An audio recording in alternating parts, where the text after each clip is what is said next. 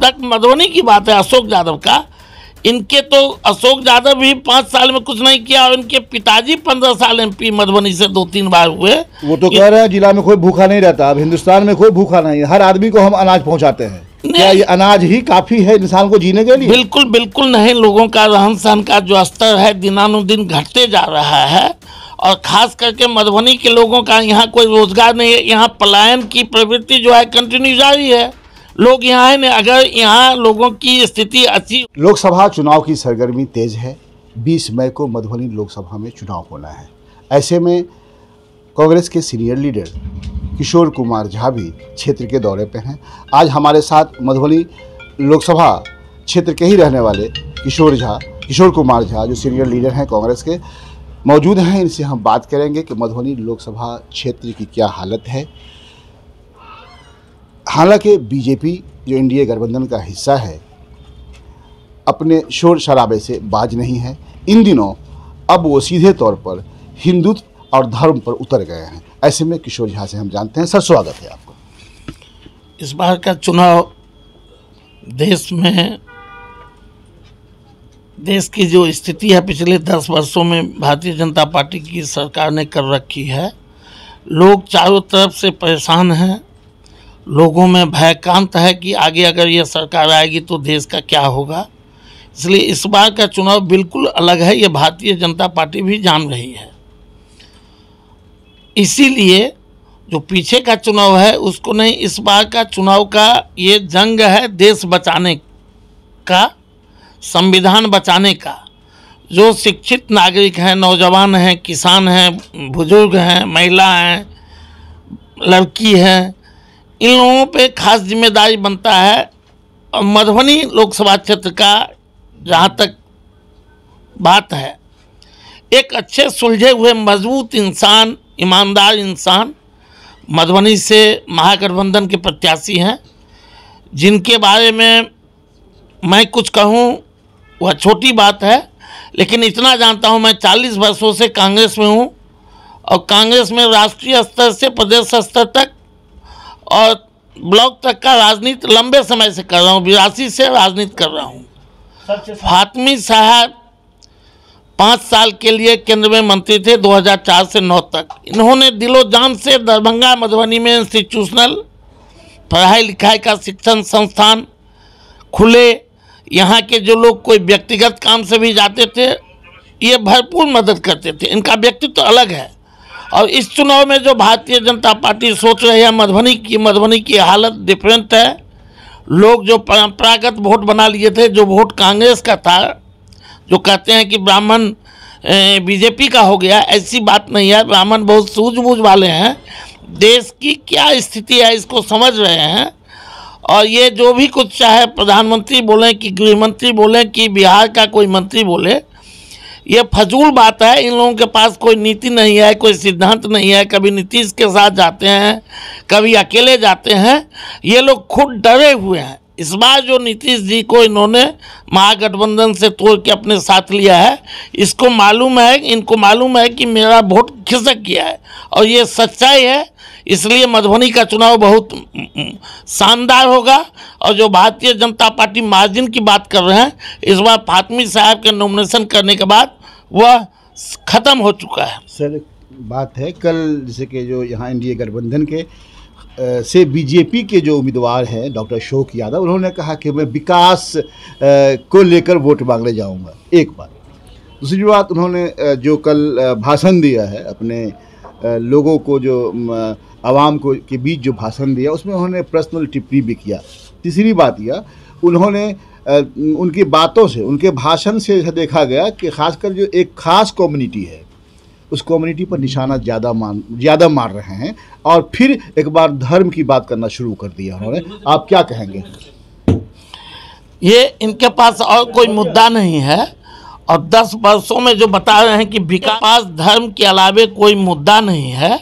और 10 वर्षों में जिस विकास की बात कर रहे हैं, वही विकास तो भारतीय जनता पार्टी कर रही है और उसी विकास से वो लोग नाराज़ हैं। देश में बेरोजगारी बढ़ी है, देश में महंगाई बढ़ी है, देश में भ्रष्टाचार बढ़ा है, जिस तरह से ये लोग सरकारी संपत्ति को, चाहे ओएनजीसी हो, गेल हो, या जो भी नवरत्न भारत सरकार की कंपनियां, इनको औने पौने दाम में बेच रहे हैं, अपने लोगों को लाभान्वित कर रहे हैं, गरीब और किसान को परेशान कर रहे हैं, इससे विकास क्या है ये दिख रहा है। जहाँ तक मधुबनी की बात है अशोक यादव का, इनके तो अशोक यादव भी 5 साल में कुछ नहीं किया, और इनके पिताजी 15 साल एमपी मधुबनी से 2-3 बार हुए। वो तो कह रहे हैं जिला में कोई भूखा नहीं रहता, अब हिंदुस्तान में कोई भूखा नहीं, हर आदमी को हम अनाज पहुंचाते हैं। क्या ये अनाज ही काफी है इंसान को जीने के लिए? बिल्कुल बिल्कुल नहीं। लोगों का रहन सहन का जो स्तर है दिनानुदिन घटते जा रहा है, और खास करके मधुबनी के लोगों का यहाँ कोई रोजगार नहीं है। यहाँ पलायन की प्रवृत्ति जो है कंटिन्यू जारी है। लोग यहाँ है न, अगर यहाँ लोगों की स्थिति अच्छी होती आर्थिक, तो पलायन क्यों करता। और भारतीय जनता पार्टी पूरी तरह झूठ बकवास करती है। विकास, अशोक यादव किस विकास की बात करते हैं? उनके पिताजी 3 बार सांसद बने, कोई विकास नहीं किया। और वो जिस विकास की बात कर रहे हैं, कोई देखा तो नहीं धरातल पर, ना उनको देखा ना उनके काम को देखा। इसलिए फातमी साहब का इस बार का चुनाव बहुत बेहतर है, मजबूती से लड़ रहे हैं, और आरजेडी कांग्रेस का वोट इंटैक्ट है। और जिस वोट को, जो कांग्रेस का वोट था, उस वोट पे जो बीजेपी कूद रही है, इस बार उसमें बहुत बड़ा बदलाव आया है, और महागठबंधन निश्चित रूप से मधुबनी सीट जीतेगी। फातमी साहब यहाँ से विजयी होंगे, इसमें कहीं कोई दो मत नहीं है। आखिरी सवाल कर लेते हैं कि आज जैसे विकास की बात करते हैं तो सड़क या छोटा मोटा पुल पुलिया बनाना वो मुखिया भी बना देता है। मधुबनी की बात करें तो मधुबनी में स्टेडियम देखिए क्या पोजीशन है, स्टेडियम का रोड देखिए क्या पोजीशन है। अब सबसे बड़ी बात यह है कि 13 नंबर गुमती है जो मधुबनी रेलवे स्टेशन का है, वहाँ ओवरब्रिज नहीं है, घंटों घंटों लोगों को वेट करना पड़ता है। मधुबनी का ट्रैफिक नहीं है, पानी बहुत बड़ी समस्या बन गई हुई है। फिर जो इसके बावजूद भी जो डॉक्टर साहब हैं, डॉक्टर अशोक यादव, वो विकास की बात कर रहे हैं। ऐसे में आप खासकर मधुबनी के लोगों को क्या मैसेज देंगे, ये बताएं आप। डॉक्टर अशोक यादव के पास विकास का कोई विजन ही नहीं है। कोई ये बता दे कि 5 साल में उन्होंने इस इलाके से संबंधित एक सवाल लोकसभा में उठाया हो, तो हम राजनीति 40 वर्ष से कांग्रेस का राजनीति करते हैं, हम राजनीतिक संन्यास ले लेंगे। बिल्कुल झूठ है। अशोक यादव को दूर दूर तक विकास से कोई मतलब नहीं है। जो सांसद अपना काम लोकसभा में 5 साल में एक क्वेश्चन इस इलाके से संबंधित नहीं उठाया है, वो मधुबनी स्टेडियम को, मधुबनी जल जमाव समस्या को, मधुबनी को पानी की समस्या को कहाँ से हल कर पाएगा? ये पूरी तरह झूठ है। आखिरी सवाल करेंगे आपसे सर कि जिस तरह से हम लोग भी गांव में जाते हैं, क्षेत्र में जाते हैं, क्षेत्र में चाहे वो किसी भी कम्युनिटी के गांव में जाते हैं, तो वो यही कहते हैं कि कुछ लोग कहते हैं हम पहचानते तक नहीं हैं, कोई कहते हैं कि हमने अखबार में कहीं फ़ोटोग्राफ्स देखा। मतलब 5 साल में वो दोबारा वापस नहीं गए। बावजूद इसके अगर अशोक यादव इस बात के लिए वो ये हैं, मतलब कि सेल्फ कॉन्फिडेंस उनको है कि नहीं मुझे वोटिंग करेंगे लोग, क्या ये धर्म की राजनीति शुरू होगी या फिर हिंदू मुस्लिम का वोट लेंगे? इस बार धर्म की राजनीति में कोई फंसने वाला नहीं है। बहुत धर्म की राजनीति पे ये 2014 में सरकार बनाए, धर्म की राजनीति करके पुलवामा की घटना आई प्रायोजित करके 2019 में सरकार बनाए।